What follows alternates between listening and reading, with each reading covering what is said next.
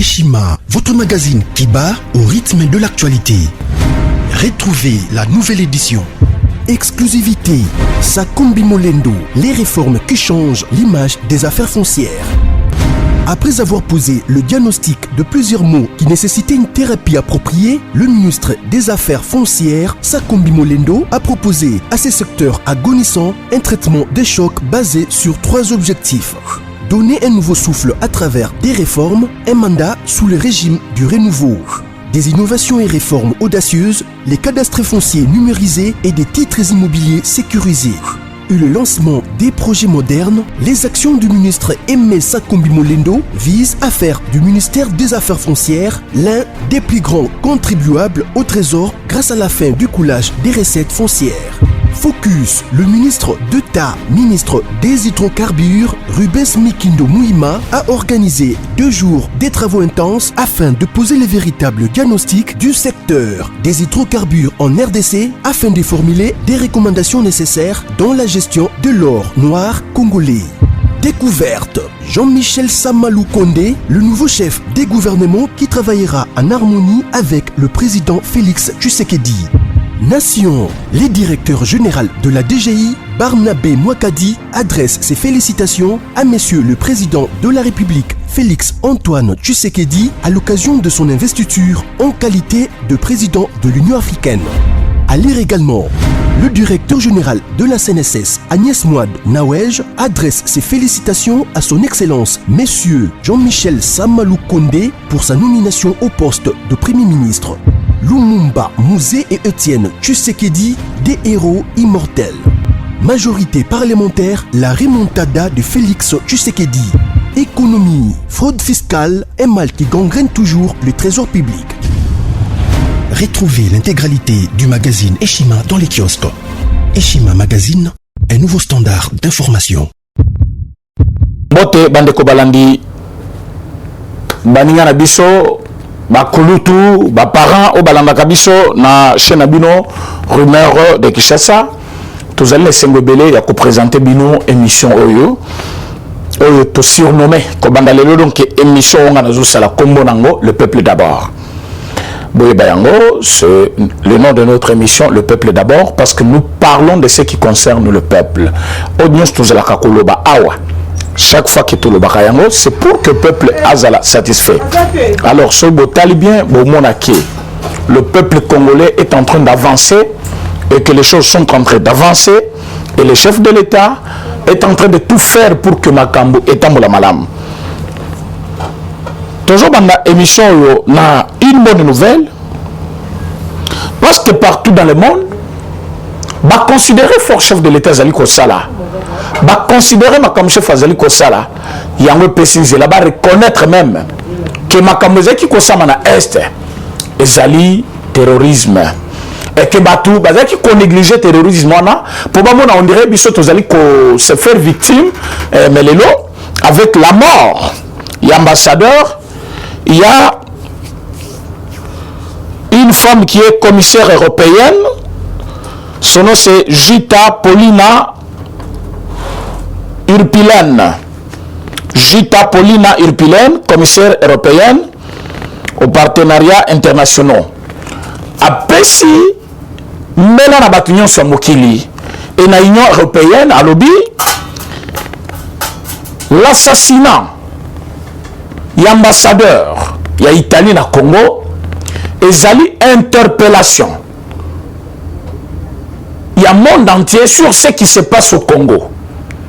Alors, ce qui biso tokangi miso, tokangi munoko na biso, tokangi maboko na biso, ozo sama na Congo, et koki kozala un fléau pour le monde.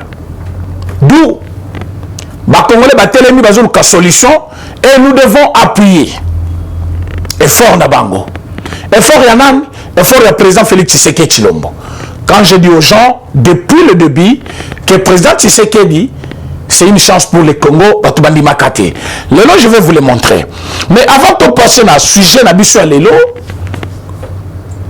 na koluka quand même, na recadrer, ce monsieur n'a évité, ce qui a commis Kolianini, ce qui a commis, n'a évité à la Nengeni, à la Moukaka, Nengeni, pour le Bamakambo à l'Obaka. je ne peux pas faire cette émission parce que pendant le Bibouzo, dans la salle émission, nako kolekate na ba sujet soit actualité du jour sans passer par réplique moko pona ce monsieur. Ce que vous allez dans information te ya ko pesa ba congolais. Ce que vous allez dans makambo ya mutu ya te ya ko bisa ba congolais, ça la même une analyse simple. Il y a politique nabiso au quotidien. Mais ne t'aimez pas critiquer quelqu'un parce que il faut que les Congolais commencent à comprendre maintenant. Des fois, tant que tu as awa, boyoki non président René à répondre au mototel, président René à lobby boye, il y a les gens, bamona kabiso avec d'autres préjugés. Pourquoi ils allaient s'attaquer na motoboye chaque fois. Botala makamboyo, Pierrot Louara, Soki Louara. Parce que les noms, moi je les prononce comme je les lis. Je ne peux pas comprendre que c'est un nom qu'il faut même prononcer chaque fois. Mais ce monsieur a ce qu'on appelle en français une confusion. C'est-à-dire, N, et allez causer plus de place. Namakamifo ça comme journalisme. C'est une confusion. Le monsieur a lobby dans l'émission une bêtise. A défié le chef de l'État. Là, Batouna n'a pas quitté. Batouna n'a interpellé Bissoté. Après, vous allez nous dire, non, bon, peut sa mission information, boti cahier. Ton côté cahier, objectif n'est examine. Tout ce qu'il est en train de dire, a un objectif moko. Boyo Kamakamazoloba. Pierrot Loire à lobby. Communication chef de l'État. Et Zali Mabé. Je suis d'accord avec toi, M. Pierrot. Pourquoi Bazou photo ou non? Il y a chef de l'État. Bâtir les réseaux sociaux. Et copier ça va Congolais et l'Okonime. Pendant que Batrozo Koufana na Congo, Batrozo souffrir. Selon lui, le chef de l'État n'a pas une vie, même une seconde de vie privée, parce que Batrozo Koufana Est. Comme Batrozo Lanzala na Congo, le chef de l'État n'a pas même un petit temps, il y a Koufana en kilote dans sa maison, parler avec sa femme, parce que Batrozo Koufana Est de la République. Comme Batrozali Kobeba na Congo, Bazo Zanga Transport, soit embouteillage et 5 000 à Congo, le chef de l'État n'a pas le temps, il y a cause photo dans moi si na eba télémi, soit toujours l'anniversaire cause bouquet de fleurs coupées ça moi si voilà, aux aliments si nangai, au botel ngai bana.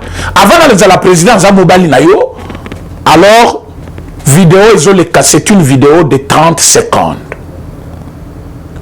Selon ce monsieur aimé, jaloux, utilisé, il pense que tant le chef de l'État a sali moi si une surprise na fleur à l'équicita ya kosala musala na place à saler la République na place à réfléchir pour la République à quelque pesa moi si une fleur. Donc selon toi tu penses que quand on pesa moi si une fleur il n'a pas pensé pour la République parce que vidéo les canaux pas télévision dans les réseaux sociaux na bino et zali vidéo moko ya moins de 30 secondes plutôt. Vidéo à 30 secondes, même pas une minute. Donc une minute que le chef de l'État a perdu pour la repère sa moi Sinaï Fleur. Donc c'est une minute qu'il pouvait penser pour la République, comme à l'équipe c'est une chance de moi pour la République. Mais il faut être bête pour dire ça. Il faut être bête. Donc vous manquez maintenant quoi dire à la télévision. Bon, mon Fati a mis à genoux. Fati a mis tout le monde à genoux. Le peuple est en train de se vider. Le monde entier est en train maintenant de s'intéresser au Congo. Tout le monde parle de l'Est de la République. Tout le monde parle et voit le développement du Congo. C'est avec le président Fati. Qu'on ne vous trompe pas. Vous êtes en train de vous embrouiller pour rien. Fati va remettre le pendule. Maintenant, le pendule à l'heure. Parce que Motutu, Ouazalina Congo, a eu place Ntouti. Et là, nous sommes en train de partir. Mais, selon monsieur Pierrot, bon, d'abord, et là, nous sommes passé dans ma camnaï. Quand il finit de parler, ba bobar na ye ya lukuta ba biloko ezanga tina alobi asisi na suka zoloba na lobi boya kokanga ngai. Voilà. Je m'étais décidé que je ne peux jamais parler de ces messieurs encore. Je m'étais dit na koki ko répliquer te pas na Elixus parce que comme si nous tous n'avons un problème. Maintenant il faut comprendre à un moment donné. Il faut comprendre à un moment donné que le monsieur a zali koluka problème. Ce qui critique à un journaliste, a dit qu'il a fait une bonne critique, s'il faut l'appeler critique. À lobby communication chef de l'État Zamabé, pourquoi basu photo on a battu les réseaux sociaux? On ne refuse pas. Moutouache photo wana. Qui vous a dit qu'il y a Zali communicateur et chef de l'État, directeur de presse et chef de l'État, ou soit porte-parole et chef de l'État? Et bien, soit Zamouana na bango, soit Zalima Moumoko de famille, tant on a vu photo, na la fête a posté sur vidéo sur nani YouTube, soit sur nani Instagram. Et puis, qui vous a dit d'abord que na compte officiel de l'État congolais, Bachaki Majoana? Donc, le chef de l'État n'a pas pris image. Il y a Fleur, il y a Moissinaye, à Tchangouna, page officielle de la République démocratique du Congo. On n'a pas mis cette vidéo na compte la présidence de la République. À ta compte, mon côté officiel à l'État, bah, photo, mais ce sont le particulier. Les chefs de l'État aussi, le frère, le beau-frère, les sœurs, les demi-sœurs, bateau va coquille cause à la première naïe à tout moment, qu'on fêtait peu ma camotale famille, et bateau n'a pas cause à payer image à grand frère Nabango, image à beau frère Nabango, image à Moubali naïe, image à Moutou Nabango, bah qu'on peut poster. Si le président chef de l'État, qui vous a dit que toutes ces qualités-là tombent? Un chef de l'État n'a pas une sœur, une chef de l'État n'a pas un frère. Qui vous a dit ça? C'est une fonction. C'est une fonction. Pourquoi vous décidez pour dire, en 2023, mandat aussi? Mandat aussi, il devient un homme normal aussi, comme tout le monde, non? Donc, mandat va aller comporter, a la qualité encore supérieure, mais cela ne lui enlève pas l'attribution comme Moutou pour se peler le col à Batignoso. Donc, selon ce monsieur, aimé, un homme utilisé, jaloux, il pense que à Kobanda utiliser biloko mike wana pour affaiblir le chef de l'État. Donc azolo bango pour nani azali na souci moko pour batba loba abomoni azo sel ne vie na bien na mosi na ye batba souffrir. C'est ce qu'il cherche le monsieur. Azoluka diminuer quota à chef de l'État, diminuer popularité à chef de l'État. Alini bato bazes plus faible, baliga chef de l'État l'issouté. Quand je vous ai dit que ce n'est pas un bon monsieur ce monsieur-là, tous ces gens ici, bazo bouffé na Katumbi. Tous ces gens que vous voyez là, ils sont payés par Katumbi. Quand ils passent dans les médias, mais d'abord, celui qui critique là, il vient d'où? Oui, critique c'est bien. Donc, Moutouya sont encore critiqués, je ne pense pas. Si un fou te critique, tu vas dire que non, critique c'est bien. Un fou n'a pas droit de te critiquer. Et je ne peux pas prendre critique et à fou, tant que Moutazo critiqué Nazali, Moutouya Liboma, n'a le non, Moutazo critiqué Nana, critique est normal, non? Je considère que Moutouya Liboma a critiqué Naï, et critique Naï est non fondé. Pour Moutazo critiquer, presse chef de l'État, Azaki chargé la communication, Yaboshab. Pierrot, Loara, Soki Loara, Soki Nanouana. Azaki chargé la communication, Soki attaché de presse, Yaboshab. Est-ce que Moutasalana Boshab, Azana Taya Kopé Sabiso, leçon. Moutasana chaîne locale digital Congo. Chaîne les Eriko, c'est la propagande à Kabila. Propagande anti-valeur. Propagande à Obomabatu. Propagande à diminuer force et opposition. Est-ce que Moutana Kopé sa leçon? Non, quand vous parlez de lui, vous le faites grand. Grand par rapport à quoi? Par rapport à quoi? Il ne sera pas grand parce qu'il critique le chef de l'État, mais il sera petit parce qu'il faut te dire que c'est un homme, par manque d'information, par manque de qualité d'analyse, parce que à quoi il la télévision, analyser le commission d'intérêt commun, que les capos qui ne collabent pas avec Flair et chef de l'État, n'a place que ma camboza n'a tombé belé à Kolobera. Les noms FADC, Naruchuru, va récupérer localité 17 ans, je vous dis 17 ans, Kabila fait 18 ans. Mais localité, on a pendant 17 ans, et ça qui n'a pas beaucoup, il y a des rebelles. Donc, localité Soki, ils ont maboko rebelle pendant 17 ans. Ils ont sur moi Kanabino. Mais Kabila fait 18 ans. Alors, Bassali, 18 ans. Kabila ça 18 ans, Bassali 17 ans dans la localité. Donc, moi, 2 ans, tout ça. Donc, Batona Bazana Mboko, ça fait 15 ans.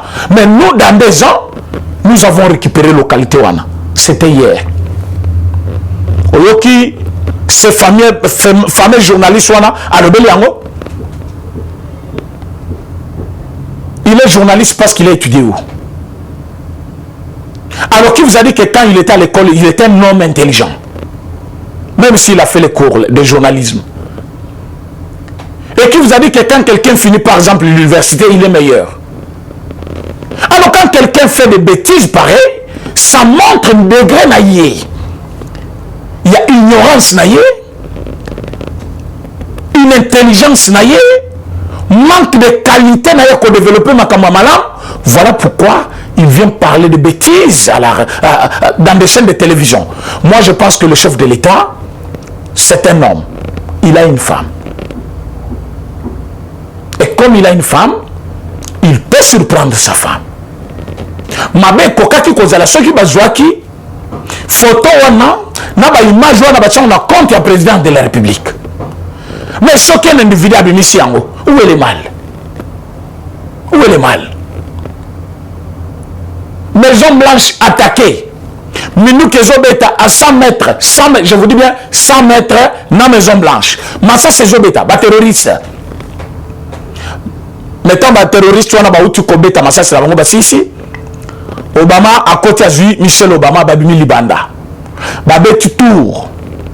Bah kena Carrefour moko, bah zui bah photo. Bah zo pesa na bah baiser libanda. Bah zui bah photo na bangwana, bah poster na YouTube. Ba poster ba photo wana na Facebook, ba poster ba na ba compte na bango privé, ba nyonso bazotala.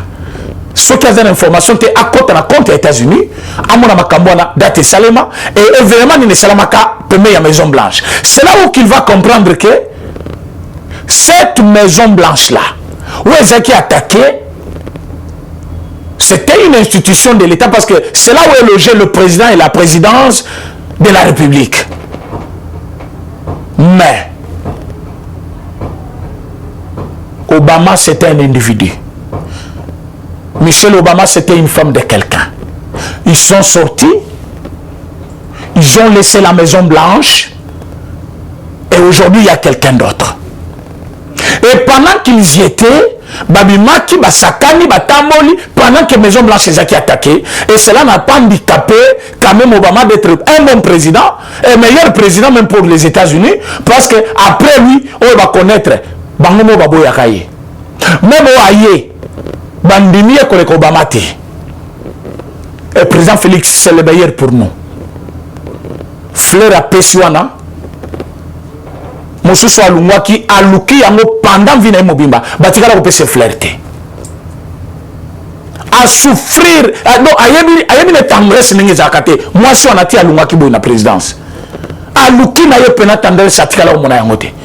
Mais le nous avons une femme qui a eu quand même un homme tendre. Exemple, et bon, ici, il y a parfois des femmes qui exigeaient plus que ça. Mais au moins avec une fleur, ça peut aussi montrer l'amour qu'on a pour sa femme. Mais tellement elle est matillot, jalousie est matillot, non, on va passer la corruption pour des bêtises à la télévision et les kiyos. Je t'avais dit depuis les jours passés que je ne veux pas vous laisser libre. Oh, répondre chaque jour. Ils ne sont rien, ils ne seront rien. Pouvoir, 2023, tu élection, tu gagné bango. On ne va pas faire de bêtises. Mais avant de gagner l'élection en 2023, conditions que je vous ai déjà dit, il faut tout ça là, recensement. Ou à Koboya, à Kenambo Kane Moussous. À Congo, recensement après recensement de tout seul Makamban. Bon, tu as des bêtises, Nabino, ou à Pessimon Souffler, échange. Ton côté la communication, il y a les lots. Gouvernement et Zobima. Gouvernement et Zobima, à Wanazobi Sabino, gouvernement et Zanamesa, Makambutu, et c'est déjà Essili. Bino Batubozo corrompre, Bozo Pesabambongo, Bozo Samosalatina Te. Gouvernement Zana Messa, gouvernement Zobima déjà. Rentrée parlementaire Ezali Lendi. le chef de l'État a sa bête, mais ça c'est un gouvernement de guerriers. Un gouvernement de guerriers. Oyebi Kobelaka, Ozaganata ya kotambola te kokota na entreprise kokena na province kondima comme ministre te. Ça c'est un gouvernement de guerriers. Bomona chef de l'État na Goma, bomona chef de l'État na Ituri, bomona chef de l'État kuna na Minembwe, partout à Tamboli. Ce sont des zones à haut risque. Le chef de l'État y était. Alors Kokoma Wate Tala Yununga Assisi Moussala en tant que premier ministre. Nanu a commaté pendant qu'il est ministre. Place Bazo Bondakuna na Bitumba na Goma. Qu'est-ce que Mandabo? Même pas un seul tour, qu'avec tour Bonagoma, il n'y est jamais. Alors Lélo, le chef de l'État a décidé de mettre un jeune. Bobandiko comme la biso, qui jeune et dirige à Kate. Vous vous trompez. Un jeune qui a l'expérience. Un jeune qui est encore actif. Système nerveux na Ezali Mobimba. Je vous dis qu'il raisonne mieux que celui qui a l'expérience, mais Kabo Shinaï se Koufi et Tony Makamamabe, le jeune va travailler. Et il va travailler avec le vieux et le jeune aussi. Oyo nyonso Baïba Mbongo Alita Bakozalate. Mais quelles sont les difficultés de ce gouvernement? Nous avons encore des gens. Oh, il y a une union sacrée avec objectif de détruire l'union sacrée. Qu'on détruire pourquoi? Parce que réclamer plus. Gouvernement, ils ont 44 ministres. Je vous avais dit ça depuis longtemps. Sauf changement de dernière minute. Mais les lots, c'est 44. Pendant que je vous avais parlé de 40 à 45. C'est 44. Alors que le gouvernement est de 44 ministres, plateforme que je le capable Sabango, 9 ministères. En guise de quoi? Et parmi les ministères, les ministères, wapi. Au niveau de wapi. Matambo est allé dans le ministère, il y a un ministère régalien. C'est le chef de l'État. Et là, il y a qui coûte même 7 encore. Il y a décision. Intérieur, justice, finance, défense. Abaxi plan, portefeuille. Azoignon soana po. Tala. Batu tango bazo tanga batu na cité. Obi comment ils n'ont pas batu muso baidi angote. J'ai eu une fille hier. À côté de ta masola politique, à Tunisco, premier ministre comme on est nanio. Monsieur Tolobi, oh, il y a un premier ministre actualité. À l'obina ya kala, na ya sikol, na yebi mutute. Mazali na université. C'est-à-dire, ils sont tous les moutou. Makambo tamoli bien te ponani, à quoi ils parce que tu sais déjà sali bien te. Bah yebi ministre te, bah yebi premier ministre te, budget, na mandat, na nyonso, et zali tu sais que Félix. Selon Bango, parce que bah yebi répartition te ya makambo. Et oui, je sais pourquoi Bazolo Babongo. Parce que c'est le chef de l'État, le garant de la nation. Alors, comme le chef de l'État est le garant de la nation, le chef de l'État doit prendre en compte lutte à UDPS, souffrance à peuple congolais, social à peuple congolais. Ce qui peuple a souffrir, ce qui peuple a zuité, ce qui peuple a continué à souffrir avec ce même gouvernement qui va sortir, Bakota Landeye. En 2023, Bakotuna, président Félix Angolimito voté à Salaki Nene. Donc, le chef de l'État ne doit pas rentrer. Namakambo est allé, et Moutou parti, Nabiso, Moutou à côté, terre. C'est le moment, un vrai ministre, un guerrier, un compétent. Moutou Azali incompétent, Libanda. Soit Moutou Azali compétent, Botigi Asali. Moutou Azali incompétent, Asalate. Même sans ta famille politique nangaï, même sans ta parti politique nangaï, on ne peut pas comprendre qu'on est dans une république. Bateau, il faut agir. Bateau Zongasima. Bateau chef de l'État est moko. Mais bateau tanga maintenant. Bateau tanga bakomo na bangote batangi chef de l'État. Mais moutou anazaka kawan azo sami. Le cas des gouverneurs de la banque. Qu'est-ce qu'il fait pour la dépréciation de monnaie na Congo. Depuis qu'il est là, Mbongo Matake Kitaka, le chef de l'État de l'AIE, par l'approche monétaire, a saliki. L'économie d'Abisso est comme un peu stable. Il y a un moment où Mikolo est matière kitité. Pourquoi? Parce qu'on a essayé de stabiliser. Mais lui, en tant que gouverneur de banque, qu'est-ce qu'il a fait? Tous les directeurs au bazar de la société, il y a l'État à beaucoup bango. Des incompétents, ils ne font rien. Et chef de l'État tiki bango. Pourquoi il faut tiki bango? Parce qu'il y a un bakota l'après. Comme bakota le chef de l'État. Tous les besoin du gouvernement Zobima, le ministre on a 44. Tous les ministres il y a kocha matoi mangongi lokola nani tunaka sendate. Ministre nous sommes à la contrôler à la loupe. Les inspecteurs de finances. N'a qui vont lancer offre bolobi, ingénieur civil tout, ya retirer le dossier par la bino. Oui, tous êtes d'accord. Mais sélection on est seulement à partir du concours. Bon, Jean-Baptiste Bazali compétent. Nous voulons que chaque institution à l'État, l'inspecteur de finances, va quota.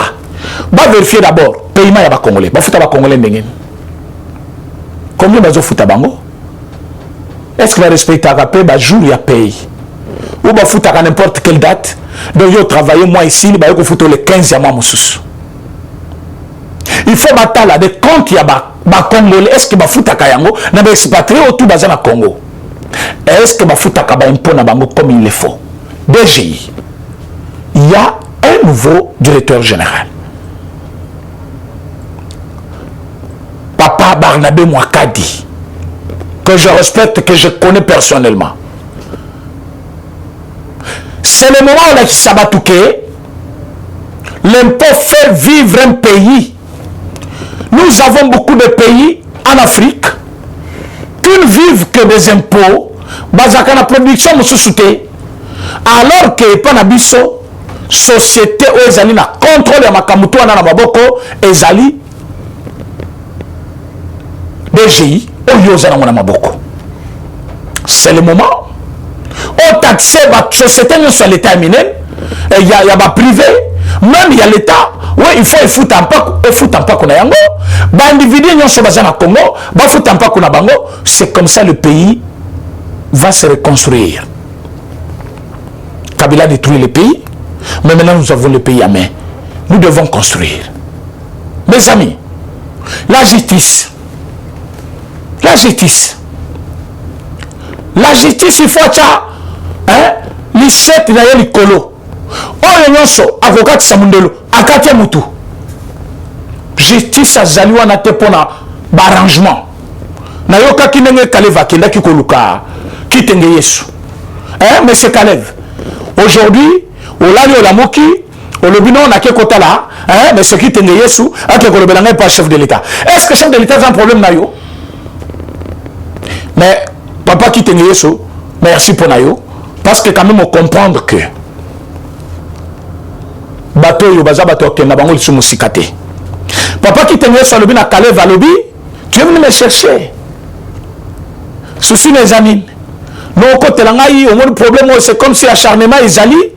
D'abord motaza na dossier na ngana maboko, il faut pas décharger un dossier. Oui.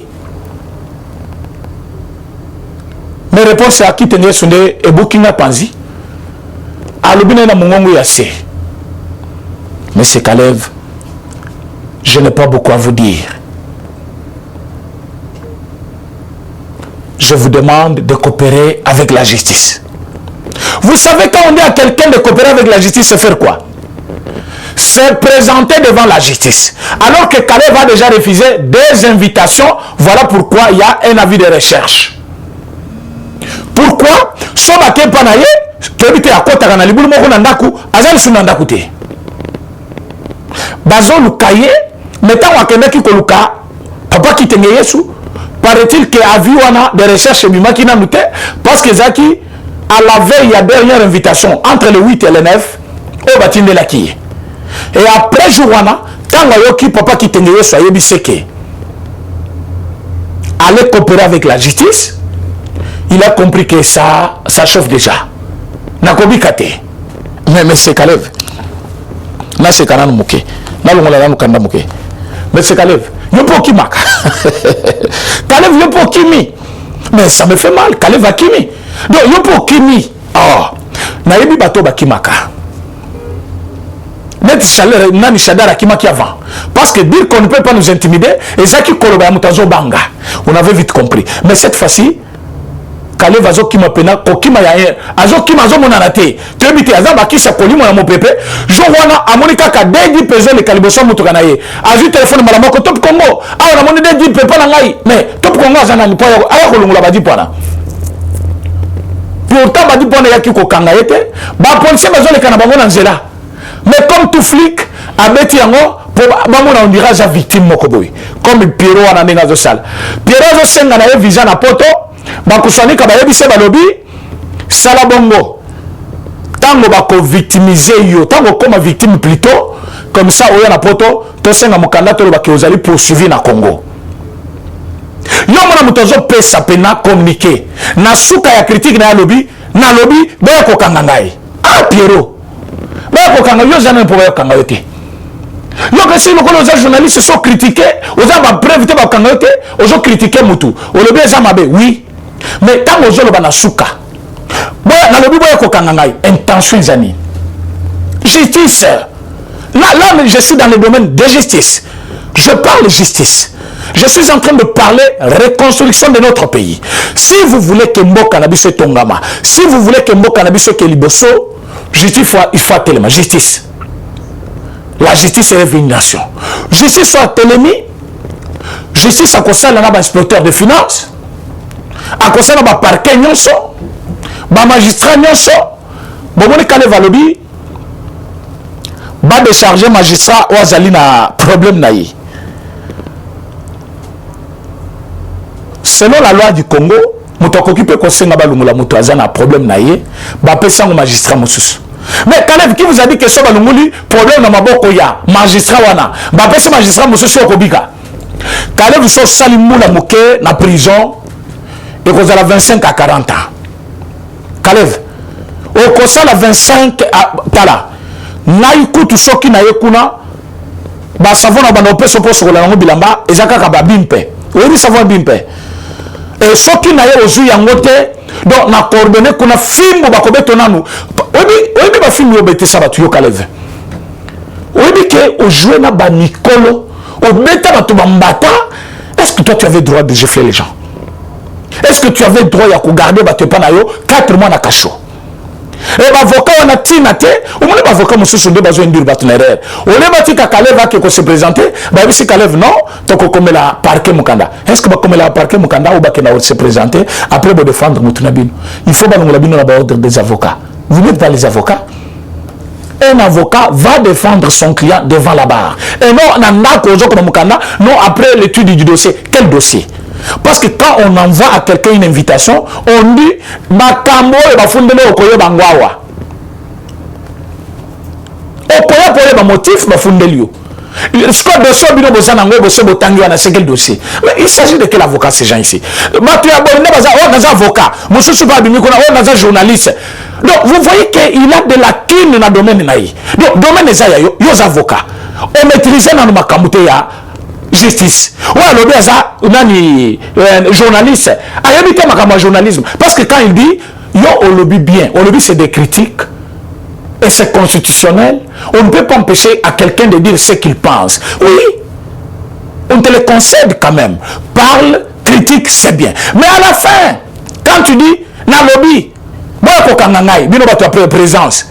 Donc, ils ont défié chef de l'État. Pour ma kamba lobby, ils sont chef de l'État. Donc, souci naye, bakangaye, pour comme non, bazo kangaba journaliste na Congo. Petit, okokota boloko, okoti pe boloko. Donc, yo ba yebiso, na état de droit journaliste okota boloko te.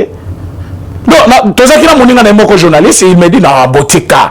Bilo kona, et ko sala comme si président Tshisekedi azo kangaba journaliste, mais ces gens-là, vous pensez comment? Quand quelqu'un critique le chef de l'État avec intention, il y a quitter sa popularité naï. avec intention, il va se révolter contre lui. Vous savez qu'il fait une mauvaise campagne contre la République. Maintenant, quand il va défiler à la fin, il dit na lobi boya ko kangangai. Azali na souci mokoke. Donc, ayebi déjà que makamba lobi ezamabe. Maintenant, il veut se faire victime parce qu'il est journaliste. Donc, être journaliste, c'est être qui? Selon vous? Un journaliste, c'est qui?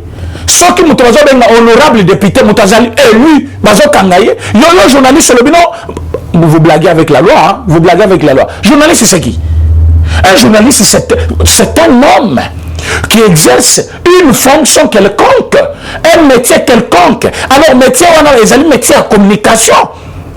Tout comme il y a un autre monsieur qui est aussi un homme, mais qui exerce quand même un métier. Métier, on a les amis, qu'on le la batou.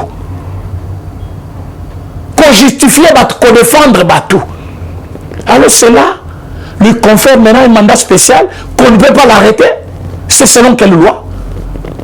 Un président chef de l'État, après son mandat, mais il est quand même président honoraire. C'est plus qu'un journaliste. Plus loin qu'un journaliste. Je serai journaliste accueilli, on a quelle retraite, bâti dans la police, va regarder. Mais un ancien président va regarder. Mais va regarder. Mais il Sarkozy va regarder. En Afrique, il y a un président. Mais un journaliste qui dit, non parce que je suis journaliste, allez, on va regarder. Batumoso bino pena bino parce que makambo ya loi ezali hein so ezaki makambo ya loi te kozwa tabat ko meta yena oui batumoso ba sanga na chef de l'état mingi parce qu'il peut son dirait et moko to komi makambo au parti au pouvoir il faut na kozongi sa makambo na même basango il faut tozongela na makambo nzela donc balamuki na tongo boye ba kotibiso liboso ya et pas mbongo wana. Donc, tu as un mbongo, tu as matelo, et donc tu as un lupango na yo, banan, oui, ba combattant et IDPS bazawana. Moi, on m'a comme parti au pouvoir wana. Parce que quand on est comme ma comme pouvoir.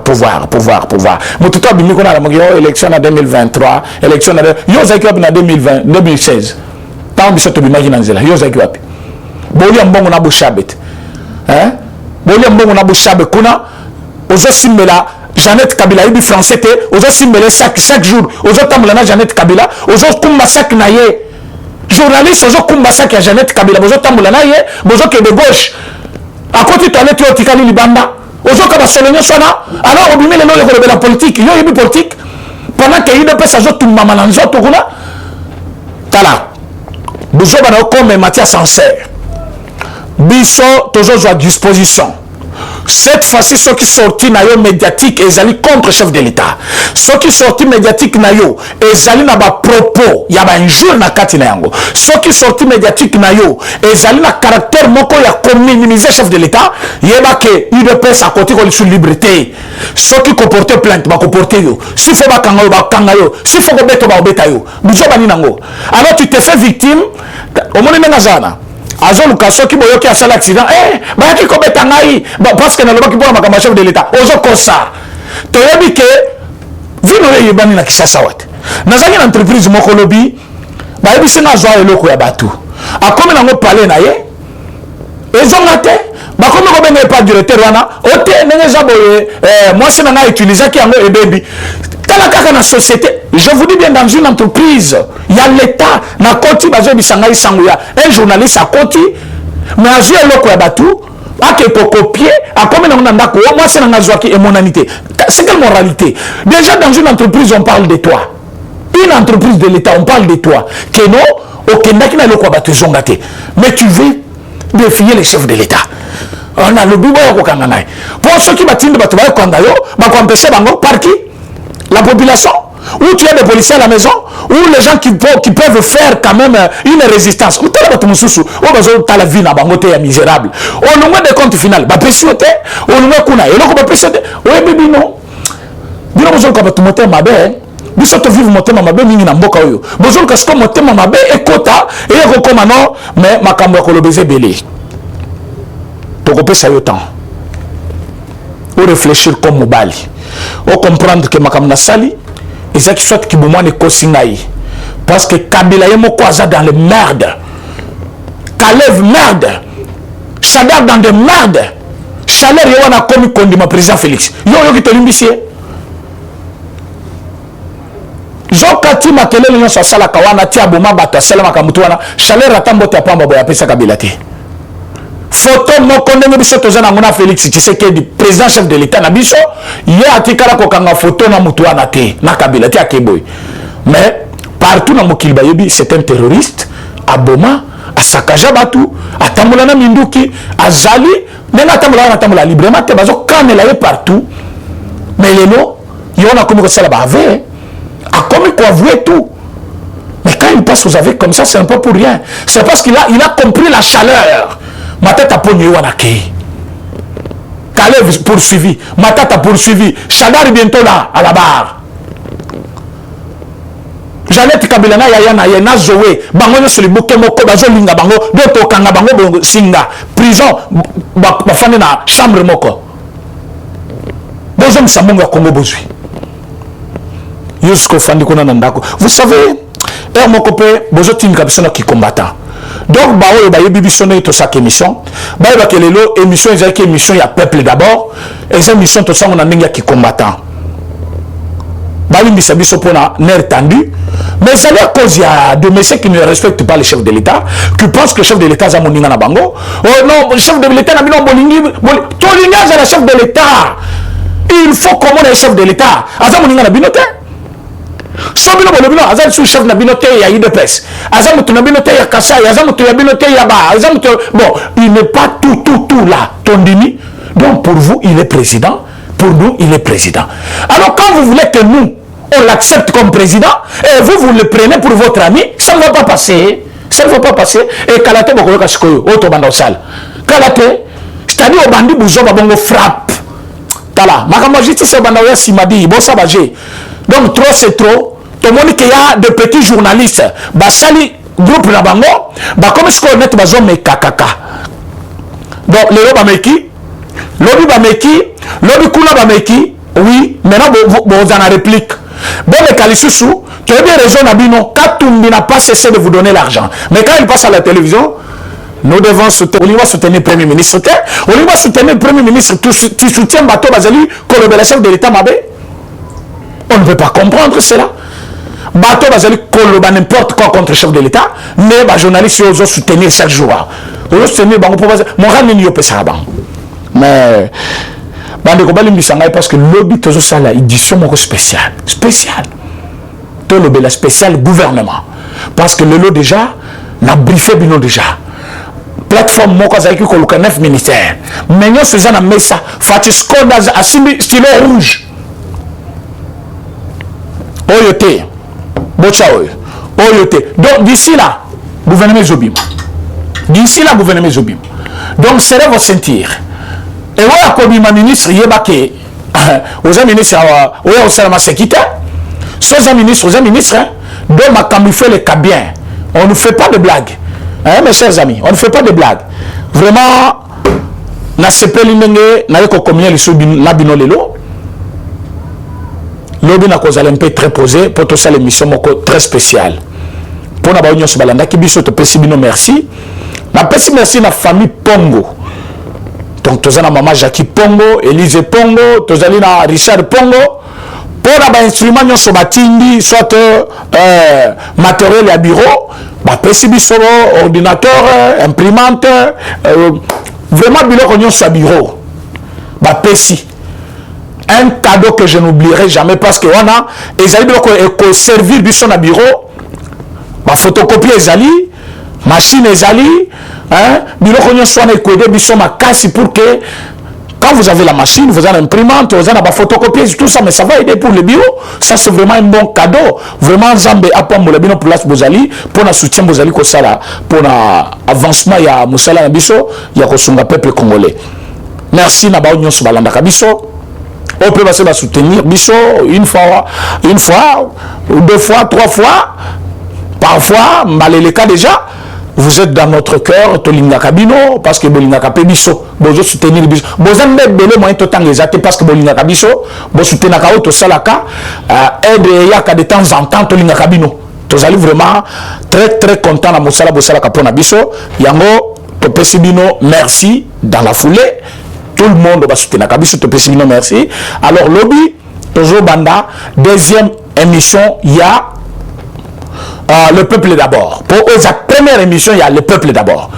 Comme il y a émission comme le peuple d'abord. Alors, à partir, il y a lobby, deuxième émission, il y a le peuple d'abord. Toujours amorcer maintenant la population congolaise, difficulté à peuple congolais. Qu'est-ce que nous devons faire? Des propositions que vous devez aussi nous donner pour que Makambo et Tamboula Malam. Tosukia Oponalelo, Tokutani Lobby, merci beaucoup. Eshima, votre magazine qui bat au rythme de l'actualité. Retrouvez la nouvelle édition. Exclusivité, Sakombi Molendo, les réformes qui changent l'image des affaires foncières. Après avoir posé le diagnostic de plusieurs maux qui nécessitaient une thérapie appropriée, le ministre des Affaires foncières, Sakombi Molendo, a proposé à ces secteurs agonissants un traitement des chocs basé sur 3 objectifs. Donner un nouveau souffle à travers des réformes, un mandat sous le régime du renouveau. Des innovations et réformes audacieuses, les cadastres fonciers numérisés et des titres immobiliers sécurisés. Et le lancement des projets modernes, les actions du ministre Aimé Sakombi Molendo visent à faire du ministère des Affaires foncières l'un des plus grands contribuables au trésor grâce à la fin du coulage des recettes foncières. Focus, le ministre d'État, ministre des hydrocarbures, Rubens Mikindo Mouima, a organisé 2 jours des travaux intenses afin de poser les véritables diagnostics du secteur des hydrocarbures en RDC afin de formuler des recommandations nécessaires dans la gestion de l'or noir congolais. Découverte, Jean-Michel Samalou Kondé, le nouveau chef des gouvernements qui travaillera en harmonie avec le président Félix Tshisekedi. Nation, le directeur général de la DGI, Barnabé Mwakadi, adresse ses félicitations à Monsieur le Président de la République, Félix Antoine Tshisekedi, à l'occasion de son investiture en qualité de président de l'Union africaine. À lire également, le directeur général de la CNSS, Agnès Mouad Nawej, adresse ses félicitations à son Excellence, Monsieur Jean-Michel Samalou Kondé, pour sa nomination au poste de Premier ministre. Lumumba Mouzé et Étienne Tshisekedi, des héros immortels. Majorité parlementaire, la remontada de Félix Tshisekedi. Économie, fraude fiscale, un mal qui gangrène toujours le trésor public. Retrouvez l'intégralité du magazine Eshima dans les kiosques. Eshima Magazine, un nouveau standard d'information.